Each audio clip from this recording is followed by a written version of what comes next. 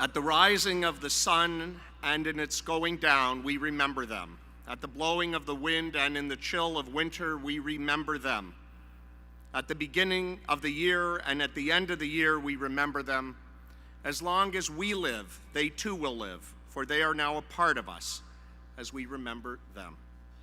Your Honor, Premier, parliamentarians, my colleagues from the federal government, Minister and Leader, and Jason and family and friends and colleagues of the fallen officers, and everyone here today, c'est un grand honneur pour moi d'être ici avec vous aujourd'hui. And today we are here at Queen's Park for the 24th annual ceremony of remembrance. When the sun rose on that day, they said their goodbyes and kissed their loved ones, having every reason to believe they would see them after their shift. It was just a day that began like any other day. And when the sun set, lives were shattered in the blink of an eye. With the distance of time for some, it may feel like a different era. But for the families, their loss is fresh, and so is their pain. Today, we stand together with you. We express sorrow, words that we know are not sufficient. We have lost this year in Ontario and across Canada too many officers in the line of duty, lives precious to the very fabric of who we are, how we stand, and where we stand as a province and country, values rooted in goodness and compassion. We lost our loved ones knowing that working to keep our community safe can exact a heavy toll. So today we think about our fallen officers, but we think about the families they left behind, and we say to them, wherever you go, we will go with you.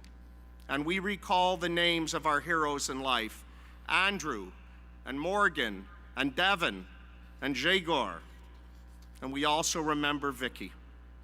It is said that tears are the body's weapon against pain. I do not know, many of us will never know, how it feels to lose someone like you have. I do not know, and many of us will never know, that deep black hole that opens up in your chest that you feel your whole being is consumed by it. And yet, you have let us into your lives to grieve with you and to mourn with you.